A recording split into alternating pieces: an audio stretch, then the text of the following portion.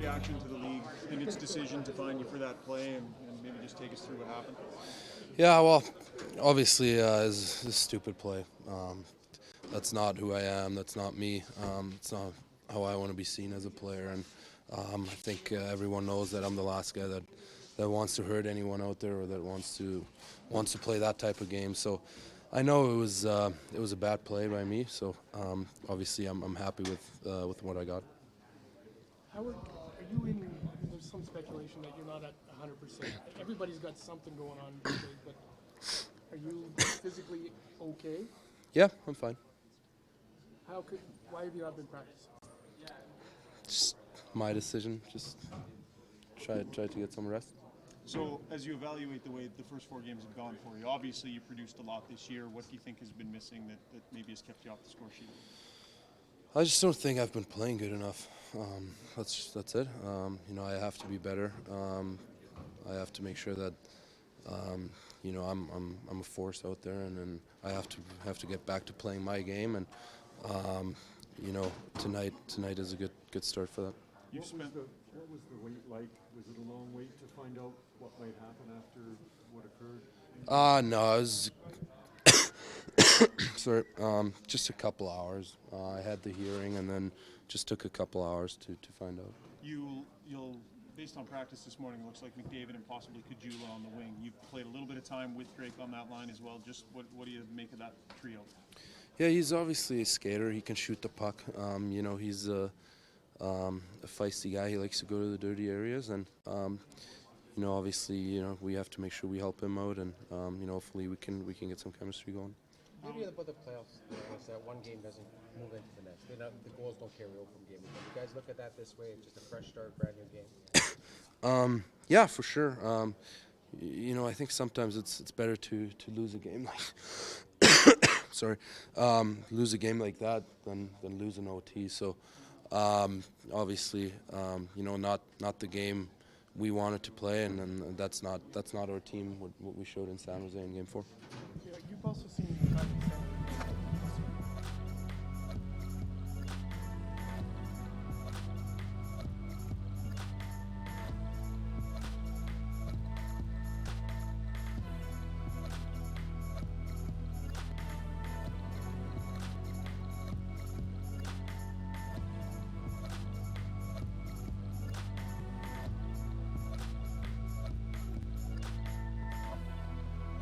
Game 5 of a back-and-forth series or Game 1 of a 3-game competition? Well, you got to put the last one behind us, but it's 3 games. And we worked hard all season to get home ice, and we need to perform here. So I fully expect us to get back and go on tonight after a tough game last game. Does the physicality get ramped up when you're in front of the home crowd? Yeah, I think the energy from the building definitely helps. We build off that, but at the same time, a big key in the series has been penalties. We've taken too many, and you got to make sure you don't cross that line. Other than the penalties, how can you kind of subdue the Sharks that got hot last game? Well, we talked about it after Game 1, shift length and penalty minutes, and we haven't still caught on to the message of the penalties. Obviously that group over there, power play, has been together for 7-8 years. So eventually they were going to get hot, and they just got hot all together. So we got to make sure we stay out of the box. That way we can get 4 lines running and get back to our game.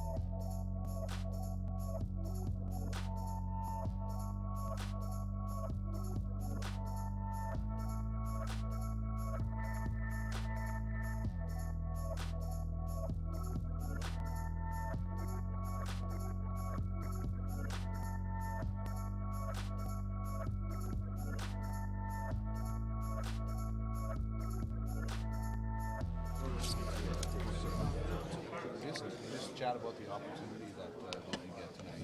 Big stakes on the line with this playoff game, and you get to bump up to the first line. Yeah, absolutely. It's a tied series. We got a fresh start today, and we got some new lineup looks. And I know I've been fortunate to play with Connor a few times this season. Play with him a little bit on the penalty kill, so I think we built a little bit of chemistry there. And I'm not going to change my game. Just got to make sure I still do my thing. And that's what they want me to do. They just want me to play my game, play with that intensity and speed. And hopefully it works out for us. Hey, I mean, Jake Gensel can be Jake Gensel, and I'm going to be Drake Kajula. I'm going to try and do whatever I can to, help out that line, bring some pace, bring some energy, and help them in the corners and all that sort of stuff. And just going to try and play my own game, like I said, and do whatever I can to help those two out. Is the biggest thing with Connor just you always have to be ready for him? Yeah, the puck can always be on your tape, and vice versa. He always wants the puck on his tape. You got to make sure you're able to get him the puck when he wants it, and especially when he's got the speed coming through the middle. You got to be able to find him. So, he's done a good job of talking to me all season long, and in situations like this, when I get bumped up to his line, he's always been really good with communicating with me and telling me different things and what he sees, and I know that helps a lot in those situations.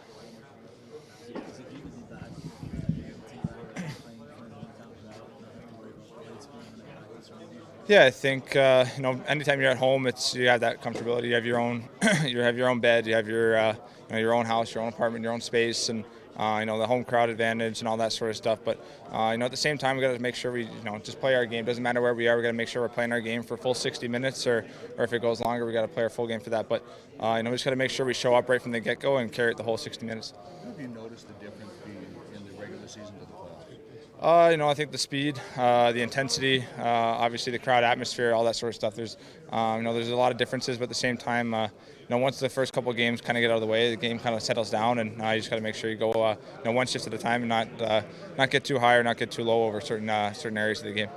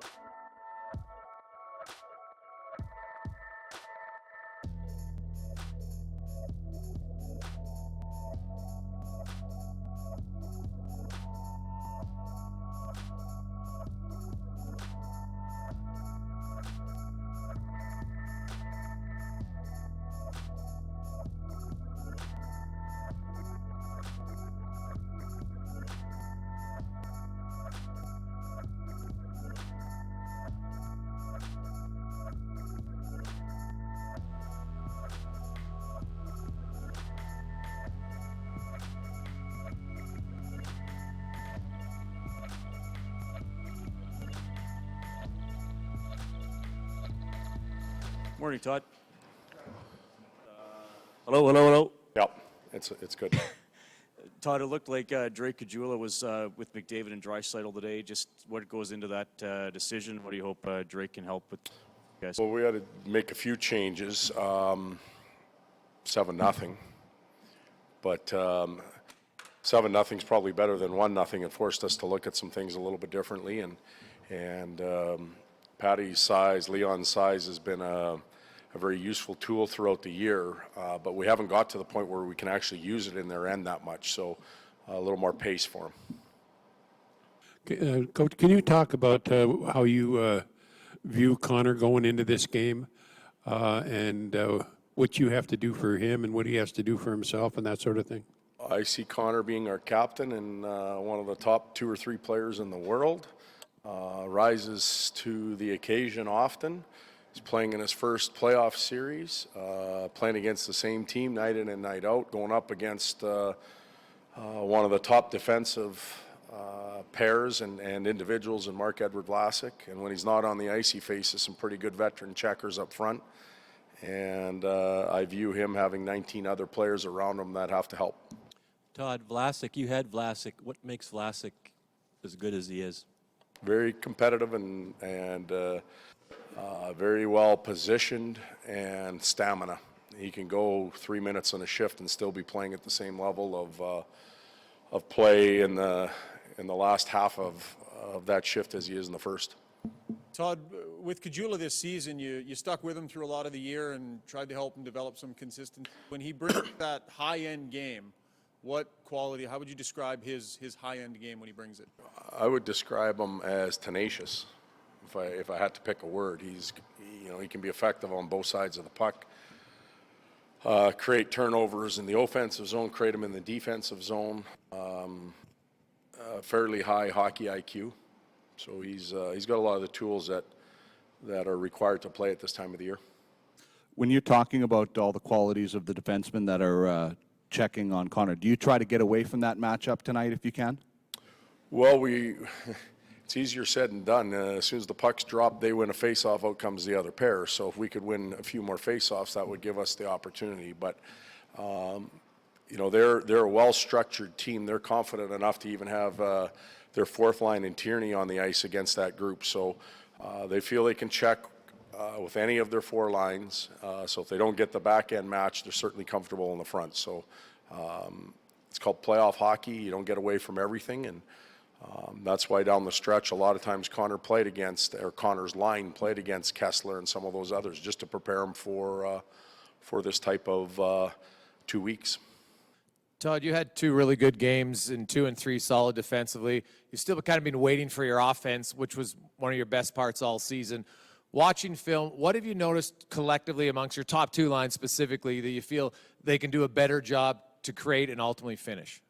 Well, some of our top offensive guys are tired because they're killing penalties all night. I'll leave it at that. Todd, all year long, you guys seem to be a pretty good bounce-back team. Like, you haven't put a lot of back-to-back games together. Back at the start of the year, you had that loss against Buffalo. You guys sort of made that move and moved to practice. It seemed like you drew a bit of a line in the sand there. Do you think that had something to do with that trait that developed in your team? Well, you're taking us back to the Buffalo, and we didn't play well that night, but the shuffling of the practices was primarily due to Cam's baby being born, or babies, I guess, multiple. We shuffled that around, but the response after the Buffalo game to detail, to taking the level of play up, to being responsible for your actions on the ice, both positive and negative, was one that we needed, and then we kept our foot on the gas pedal all year. So I expect our guys to come back and respond. Absolutely. Todd, Leon gets a reprieve. He gets a fine instead of a suspension. He admits that it was a stupid play, that it doesn't represent him as a player. What do you think he learns from this?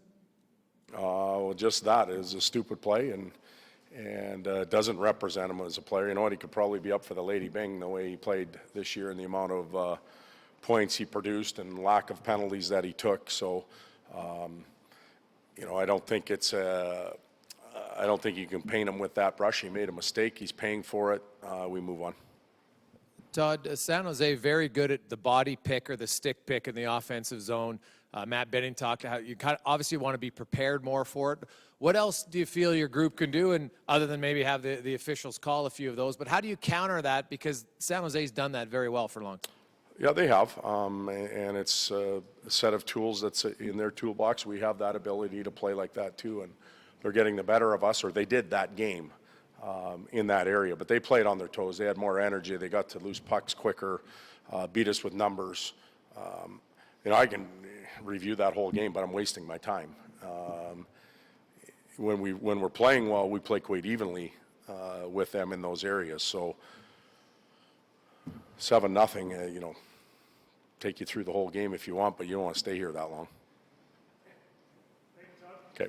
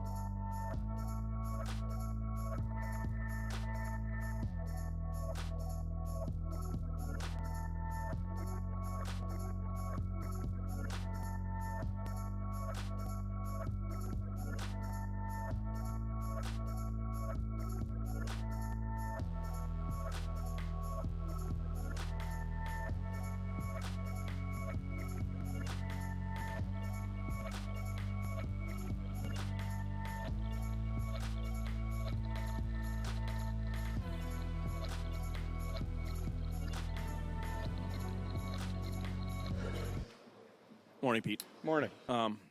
When Logan Couture is going through what he goes through and, gets basically a dentist visit between periods and gets numbed up and playing what he's playing through, what does that do for the guys around him, and how much of a jolt does that give the team, maybe emotionally, to see him going through that? Well, I think when you see your best players with that type of commitment level, refusing to use injuries as an excuse, and the behind the scenes stuff and what they're going through to get prepared to play and help us. Obviously that's motivating, and he's not alone in that group. We've got some other guys there.